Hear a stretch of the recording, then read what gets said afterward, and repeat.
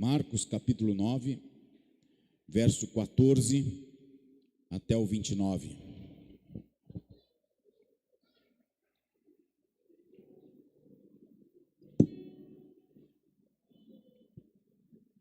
Vou ler dois textos.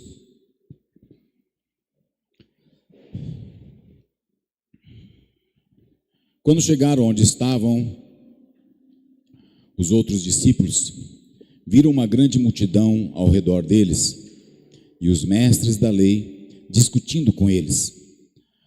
Logo que todo o povo viu Jesus, ficou muito surpreso e correu para saudá-lo. Perguntou-lhe Jesus: o que vocês estão discutindo? Um homem no meio da multidão respondeu: Mestre, eu te trouxe o meu filho, que está com um espírito que o impede de falar, mas onde quer que o apanhe, joga-lhe no chão. Ele espuma pela boca, arranja os dentes e fica rígido.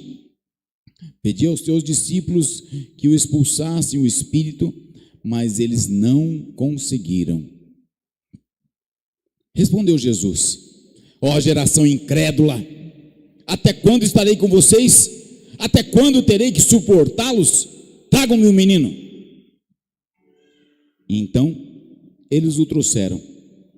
Quando o espírito viu Jesus, imediatamente causou-lhe uma convulsão no menino.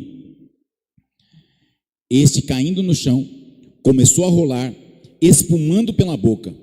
Jesus perguntou ao pai do menino: há quanto tempo ele está assim? Desde a infância, respondeu ele. Muitas vezes esse espírito tem lançado no fogo e na água para matá-lo. Mas, se podes fazer alguma coisa, tem compaixão de nós e ajuda-nos. Se podes, respondeu Jesus, tudo é possível àquele que crê. Imediatamente o pai do menino exclamou: eu creio, ajuda-me a vencer a minha incredulidade.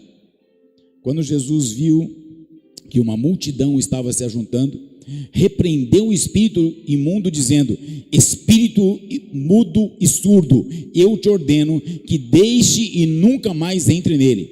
O espírito gritou, agitou-o violentamente e saiu.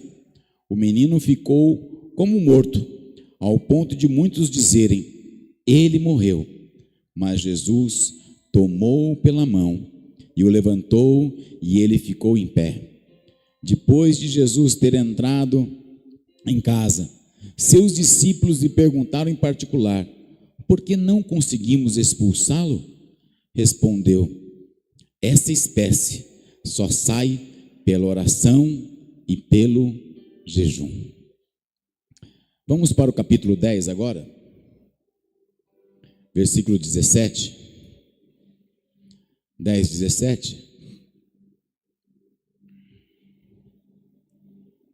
Quando Jesus ia saindo, um homem correu em sua direção e se pôs de joelhos diante dele e perguntou: bom mestre, que farei para herdar a vida eterna? Respondeu-lhe Jesus: por que você me chama bom? Ninguém é bom a não ser um, que é Deus. Você conhece os mandamentos? Não matarás, não adulterarás, não furtarás, não darás falso testemunho, não enganarás ninguém, honra teu pai e a tua mãe. Ele declarou: mestre, tudo isso tenho obedecido desde a minha adolescência. Jesus olhou para ele e o amou. Falta-te uma coisa, disse Jesus. Vá, vende tudo que você possui e dê o dinheiro aos pobres, e você terá um tesouro no céu. Depois, venha e siga-me. Diante disso, ele ficou abatido, afastou-se triste, porque tinha muitas riquezas. Jesus olhou ao redor e disse aos seus discípulos: como é difícil os ricos entrarem no reino de Deus. Os discípulos ficaram admirados com essas palavras, mas Jesus repetiu: filhos, como é difícil entrar no reino de Deus. É mais fácil passar um camelo pelo fundo de uma agulha do que um rico entrar no reino de Deus. Os discípulos ficaram perplexos e perguntaram uns aos outros: nesse caso, quem pode ser salvo? Jesus olhou para eles e respondeu para o homem: para o homem é impossível, mas para Deus todas as coisas são possíveis. Então Pedro começou a dizer: nós deixamos tudo para te seguir. Respondeu-lhe Jesus: digo a verdade, ninguém que tenha deixado casa, irmãos, mães, irmãs, pais, filhos ou campos por causa de mim e do evangelho, deixará de receber 100 vezes mais no tempo presente casas, irmãos, irmãs, mães, filhos e campos, e com eles perseguição, e na era futura, na vida eterna. Contudo, muitos primeiros serão últimos, e os últimos serão os primeiros. Pai, esta é a tua palavra. Nós precisamos entender a tua verdade sobre nós. Senhor, livra-me, Senhor, de falar coisas minhas, mas instrui o teu povo no teu espírito. Cala cada coração aqui com a tua palavra. Ministra cada um, Senhor. Eu te peço, no nome de Jesus. Amém. Irmãos, eu comecei essa pregação, essa ministração, e o título que eu dei para ela foi: Eu não tenho fé. Foi o primeiro título que eu coloquei para ela, falando assim: eu não tenho fé. Eu fiquei meio pensativo nesse mesmo tema, né? Porque nós, de uma maneira ou de outra, nós temos fé, nós temos uma disposição para crer, nós temos uma disposição para entender o plano, o propósito de Deus, e nós estamos aqui em comunidade por causa da nossa fé. Nós dispomos o nosso coração a Cristo e nós entendemos que Ele que nos salva e que nos transforma. Daí eu já mudei o título, mudei para A Fé que nos transforma. Então fica mais dentro de uma realidade que nós, como pessoas, como indivíduos, nós temos no nosso dia a dia. Quando nós olhamos para esses dois textos, há um contraste muito profundo, tanto da fé quanto da dependência de Deus.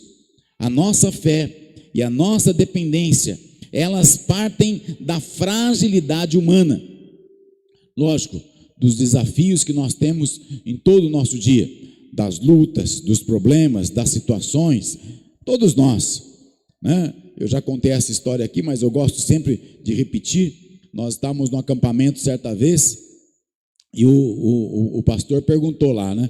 A quem aqui não tem problema? Daí um irmão lá do meio levantou a mão e falou: não, quem não tem problema? Ele, né? Daí aquele irmão foi apelidado de anjo, né? Então a gente, onde encontrava ele, né? Os anjos não têm problema. E se eu perguntar aqui, quem não tem problema aqui? Né? Todos nós temos um problema a resolver. Amanhã, segunda-feira, é dia de resolver problemas. Nós vamos trabalhar, nós vamos achar as soluções e nós seremos abençoados pelo Senhor. Amém ou não amém? Essa é a nossa verdade. E quando nós olhamos para isso, esta verdadeira fonte de esperança e salvação é o nosso Deus. Nós temos que aprender a desenvolver a nossa fé. E esses dois homens, tanto aquele pai aflito como aquele jovem rico, eles tinham a limitação humana de depender totalmente do Senhor. Parece que não, mas primeiro, a dependência de Deus tem que estar em nós. Aquele homem, ele fala uma contradição. Ele fala assim: eu creio, mas me ajuda na falta de fé. Como que é isso? Eu creio. Ele fala para Jesus, Jesus fala para ele: não, mas tudo é possível aquele que crê. Não, eu creio. Não, mas ajuda na minha falta de fé. Eu acredito, eu sei. Nós viemos na igreja aqui porque nós acreditamos. Mas muitas vezes a nossa falta, aquele pedacinho que ainda não está completo, ele vem contra nós. E quando nós olhamos para Mateus capítulo 17, verso 20, ele fala o quê? Ele fala da pequena grão de mostarda. A nossa fé tem que ser do tamanho de um grão de mostarda. Para quê? Para quê? Ele não está falando ali do tamanho da fé, mas ele está falando daquilo que nós devemos colocar o nosso empenho. Jesus não está falando que a minha fé, sendo pequenininha assim, ela vai mover os céus, vai mover as montanhas. Não, ele está falando: empenhe a sua fé, coloque toda a sua fé, se ela for pequena, se ela for grande, se ela for aqui na igreja, se ela for na tua casa, se ela for no teu trabalho, onde você estiver, empenhe, coloque a tua fé em ação. Você pode falar isso para o teu irmão? Coloque a tua fé em ação. Coloca a tua fé em ação. Aquele homem, ele falou: eu creio, mas eu tenho pouca fé. Ele sabia o lugar certo, ele foi até Jesus, ele foi até os discípulos, ele foi lá e chamou, ele invocou, ele pediu, os discípulos não conseguiram, e Jesus vem e fala assim: pessoal, faltou empenho, faltou mais oração, faltou mais jejum, faltou o empenho, e ainda há pouco que eu falei, falta a constância da nossa parte. Nós precisamos ter mais fé, mais disposição em crer. A segunda coisa, a fé vem de Deus. Declare comigo: a fé vem de Deus. Fale mais uma vez: a fé vem de Deus. A nossa fé genuína não nasce dos nossos esforços, não nasce do meu esforço, não nasce. O pessoal, deixa o celular um pouquinho só, sei que vocês estão conversando coisas, mas olhar o celular, dar risada, está vendo piada. A nossa fé não nasce dos nossos esforços. 1 Coríntios capítulo 12, verso 8, ele fala assim: pelo Espírito a cada um é dada a palavra de sabedoria, a outro palavra de conhecimento, pelo mesmo Espírito, a outro fé, e pelo mesmo Espírito a outro dons de cura, pelo único Espírito a outro poder para operar milagres, a outro profecia, a outro discernimento de espírito, a outro variedade de línguas, e a outra interpretação de línguas. Todas essas coisas, porém, são realizadas pelo mesmo e único Espírito que as distribui individualmente a cada um conforme ele quer. Em Efésios capítulo de número 2, verso 8 e 9, ele fala assim: pois vocês são salvos pela graça, por meio da fé, e isto não vem de vós, é dom de Deus, não de obras, para que ninguém se glorie. Nós precisamos de saber que a fé vem do Senhor. Nós somos alimentados pelo dom, pela fé que o Senhor tem colocado em nós. E às vezes nós costumamos pedir os dons espirituais, né? E todo mundo gosta do principal dom. Qual que é? O falar em línguas, né? Todo mundo quer falar em línguas. Esse é o menor, como o apóstolo Paulo fala. Mas pouca gente pede o dom da fé. Pouca gente se dispõe a crer. Quando tem um problema, quando tem uma luta, quando tem uma dificuldade, a pessoa não se dispõe a crer, não se dispõe em fazer, não se dispõe a estar na presença de Deus. E o que nós fazemos constantemente, pastor Rony? Vou ver um homem de Deus, aquele homem de Deus, aquele profeta que mora na rua, naquele cantinho, naquela casa, Ele vai trazer uma palavra de revelação. E nós muitas vezes esquecemos da nossa vida em buscarmos a presença de Deus. Quando nós pedimos a Deus com sinceridade, com o coração quebrantado, quando nós pedimos ao Senhor, Ele concede a fé necessária. Amém? É isso que nós precisamos. Nós precisamos de entender essa verdade espiritual. Davi, no Salmo 51, talvez seja um dos principais salmos de mudança de vida de Davi, é quando ele entende o processo de transformação que ele precisa. E ele fala assim: sacrifícios que agradam a Deus são o espírito quebrantado, um coração quebrantado e contrito, ó Deus, não desprezarás. Um coração rasgado. Aquele pai, ele fez o quê? Ele rasgou o seu coração. O que aquele pai fez, Sérgio? O que aquele pai fez, Sérgio? Sérgio, o que aquele pai fez? O que aquele pai fez? Ele rasgou o seu coração. Ele rasgou a sua vida. Ele foi ali e ele buscou a presença de Deus. E nós muitas vezes esquecemos disso. Aquele pai desesperado, ele foi à presença do Senhor com o coração quebrantado. Ao contrário daquele jovem rico, o que ele fez? Diante de todo mundo, ele abraçou Jesus, ali ajoelhou: ah, Senhor, bom mestre, que faço para ganhar a vida eterna?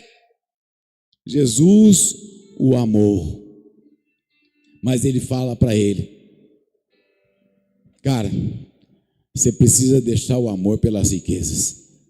E depois Jesus explica: não é a riqueza que condena, não é o fato de você ser rico que vai te condenar, não é isso, mas a condição do teu coração. Onde está o teu coração? Onde está o teu coração? A presença de Deus, a presença do Espírito Santo tem que ser constante em nós. E nós muitas vezes não reconhecemos a nossa impotência. Nós precisamos saber que nós não podemos nada. Nós precisamos saber a soberania de Deus. Deus é o Deus que pode todas as coisas.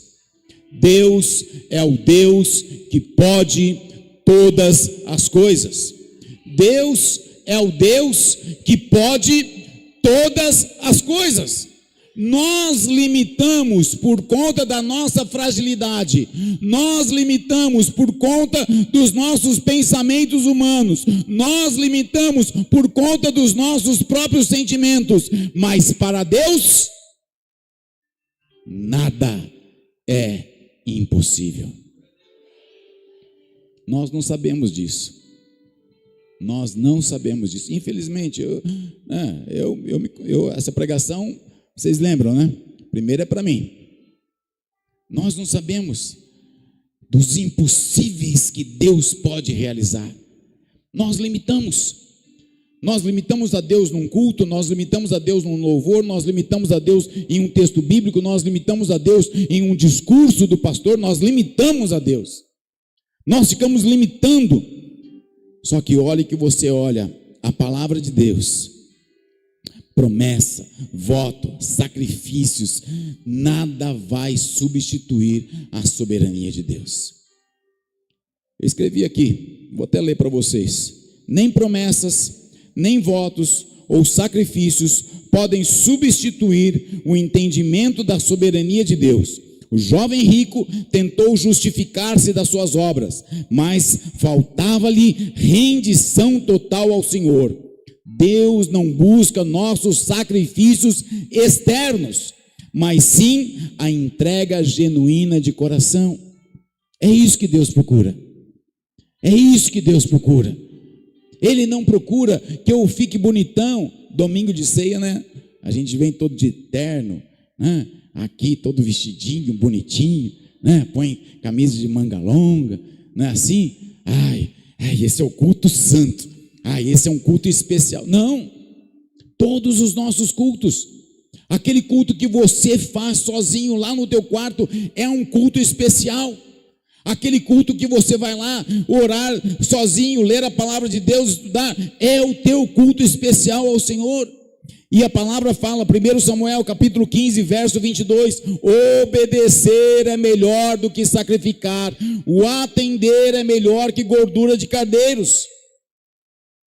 Eu preciso ter a minha vida transformada com atitudes. Chega, eu preciso ter a minha vida transformada com atitudes. Se eu não tiver uma atitude diferente, nada vai adiantar. Eu posso fazer o sacrifício que for, eu posso fazer o voto que for, eu posso fazer os malabarismos todos, eu posso fazer as mágicas todas, não adianta de nada se eu não tiver uma atitude diferenciada. Fala para o teu irmão aí, 3 atitudes para você mudar a tua fé.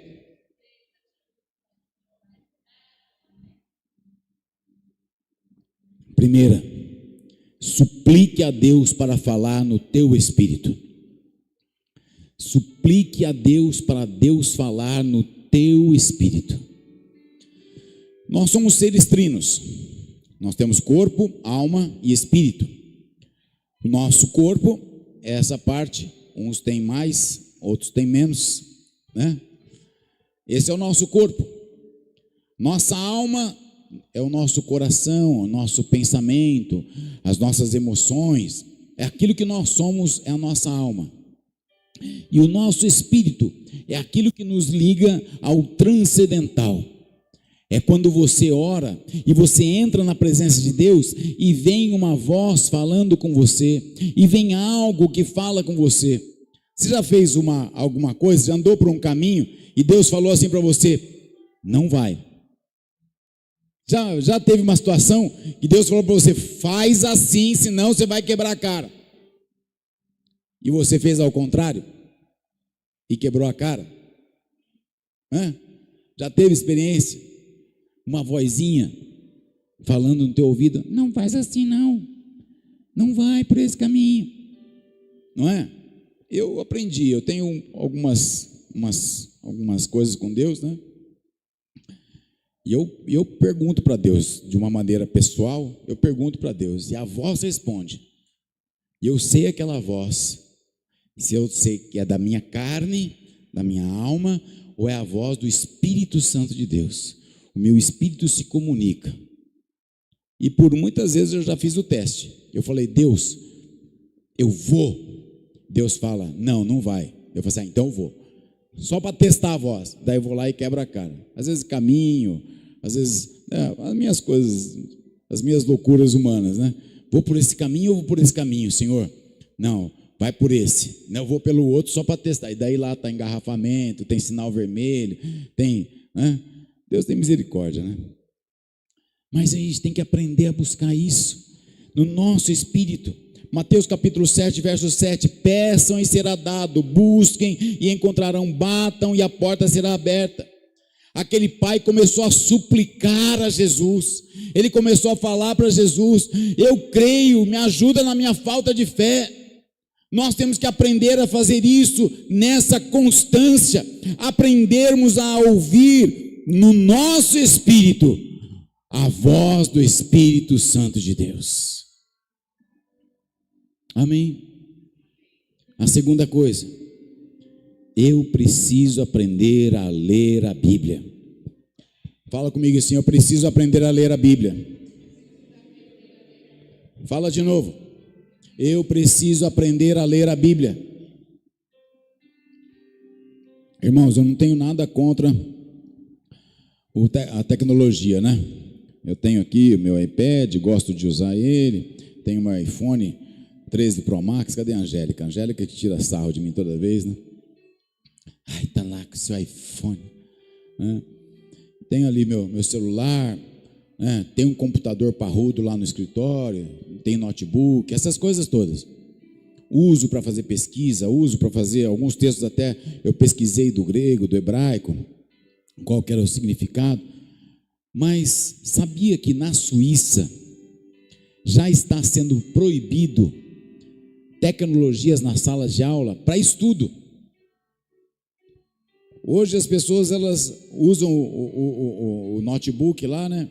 Leva na sala de aula, apresentação de PowerPoint, faz pesquisa no notebook, não sei o que lá. Na Suíça já está sendo abolido isso. Eles estão voltando com o quê? Papel. Papel.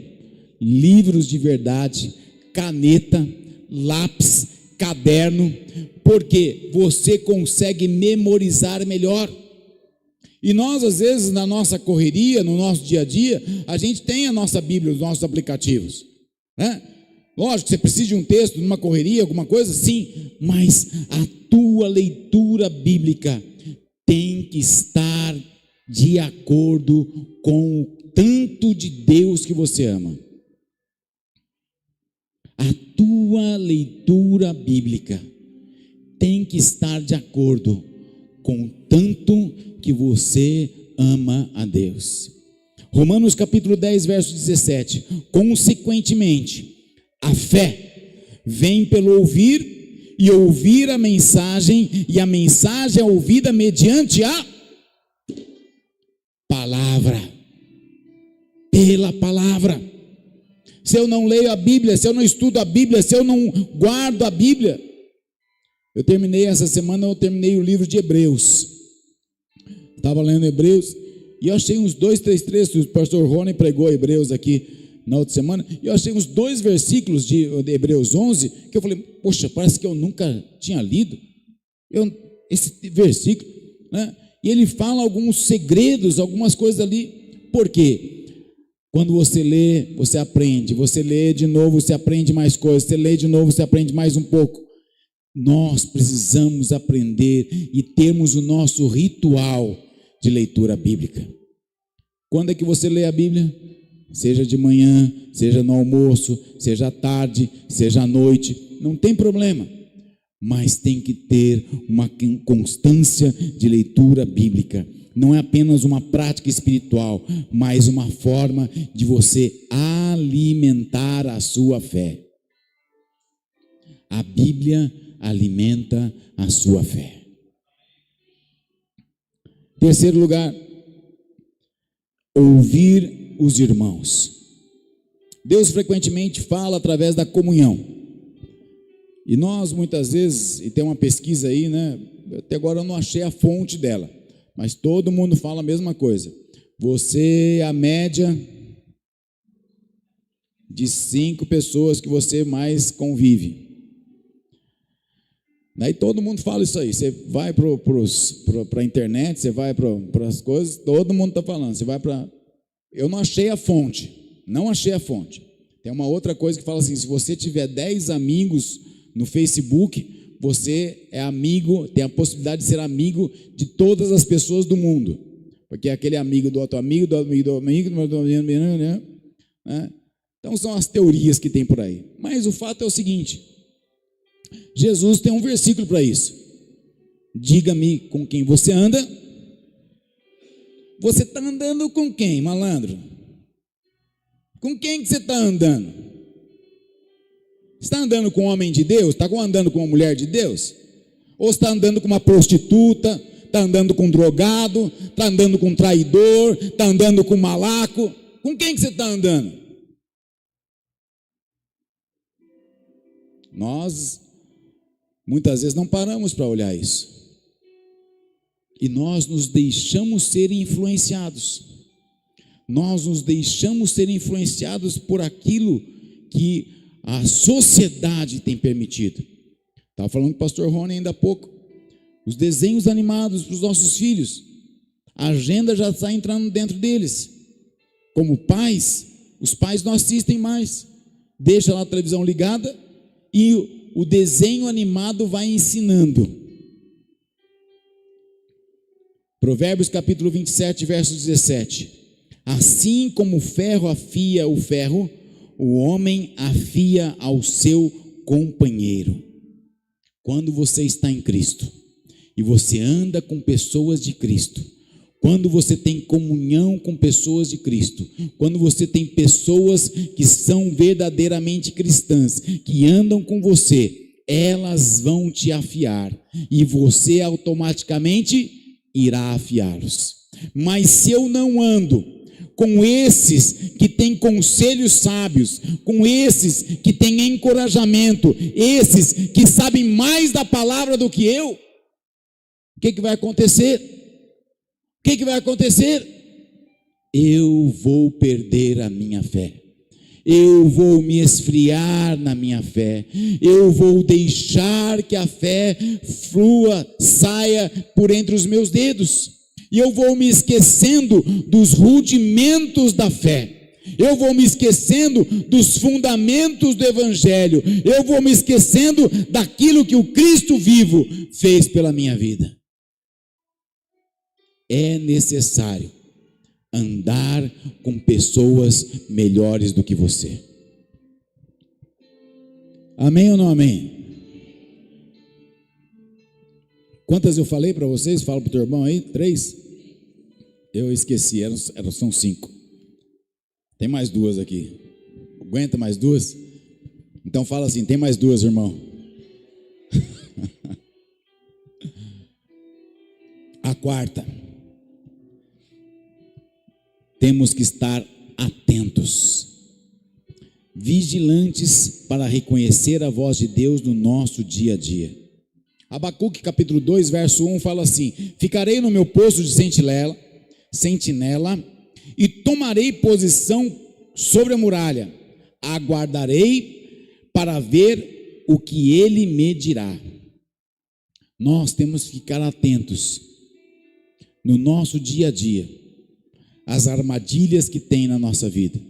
Eu cheguei hoje de manhã do culto e estava falando com a pastora Neia das minhas idiosincrasias, dos meus problemas, dos meus maus pensamentos, das minhas ansiedades da semana que vem, do mês que está entrando. Um culto maravilhoso que nós tivemos. Isaías capítulo 6, o Rafael ministrou, e eu estava falando essa falta que às vezes nós, no caso eu, né? A falta de atenção à presença de Deus. A falta de atenção.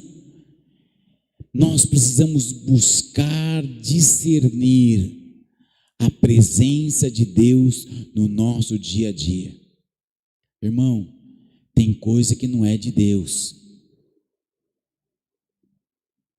Tem coisa que é do diabo. E nós damos vazão para isso. Nossos pensamentos, nós muitas vezes não discernimos e vamos fazer a nossa própria vontade. Os nossos achismos, o nosso egoísmo, o nosso egocentrismo vai falando mais alto e nós não permitimos que a vontade de Deus esteja em nós. E em quinto lugar, não ouça a multidão. Fala comigo, não vou ouvir a multidão. O Cezinha passou agora há pouco ali e tinha um movimento, uma multidão lá. Já pensou se você tivesse ouvido aquela multidão? Aqui não pode falar que está sendo gravado, né? Mas tem uma multidão aí falando. E a gente já está achando coisas normais. Tem uma multidão falando, e é normal. Crente falar palavrão, é normal. Crente fazer falcatrua, é normal. Crente mentir, é normal. Não, eu não menti, eu omiti. É normal. Igual aquela, e aí, o pastor Rony está aqui? Não, por aqui ele não passou. Por aqui, ó, ele não passou. Eu menti? Não, lógico que não menti. E a gente fica se enganando, e a multidão te leva, e as pessoas começam a falar, as multidões começam a falar, e daí vem aquela história, qual que é? A voz do povo, a voz do povo, se fosse a gente estava com outro presidente, né? Deus permitiu. Êxodo capítulo 23, verso 2: não siga a multidão para fazer o mal. Não siga a multidão, meu irmão. Não siga a multidão. Não é porque todo mundo está indo que você vai também. Não é porque todo mundo está fazendo porque você vai fazer também. Não é porque todo mundo... E como é que responderia a sua mãe? Você não é todo mundo. Não é assim? Não é frase de mãe? Deus já falou: não siga a multidão para fazer o mal. Não siga a multidão para fazer o mal. Não entra nessa. Nós muitas vezes nos perdemos nesse caminho. Eu quero concluir com Isaías capítulo 30, verso 21. Quer você olhe para a direita, quer você olhe para a esquerda, uma voz atrás de você dirá: este é o caminho, sigam. Não olhe para a direita, não olhe para a esquerda, olhe para o autor e consumador da sua fé. Preste atenção na voz que tem falado ao seu coração. Não ouça a tua voz humana, não ouça os teus sentimentos, não ouça aquilo que é a tua humanidade. Aquele pai desesperado, ele foi atrás de Jesus, ele queria ouvir a voz de Jesus, e ele saiu dali com um filho curado. Aquele jovem rico, ele recusou-se seguir o seu mestre, ele preferiu aquelas riquezas que ele tinha, e ele não deixou o seu coração ser quebrantado.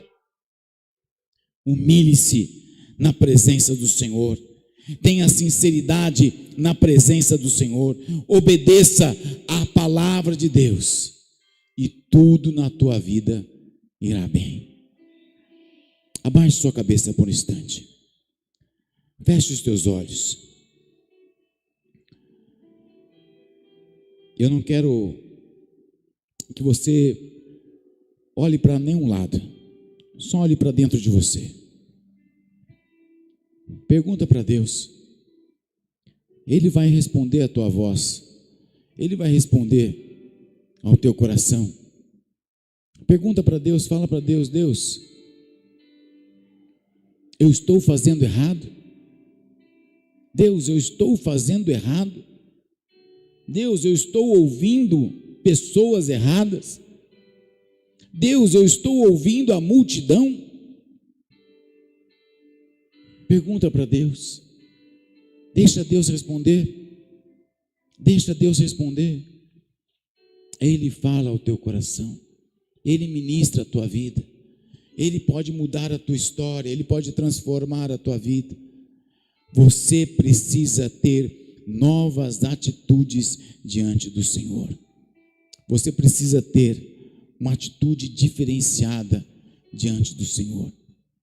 Quando nós temos as nossas atitudes diferentes, quando nós temos uma transformação na nossa vida, a paz reina, o poder de Deus vem, os milagres vêm, as coisas começam a acontecer sem forçar a barra, sem precisar forçar. O milagre vem nas tuas mãos, a bênção vem nas tuas mãos. Problemas, sim.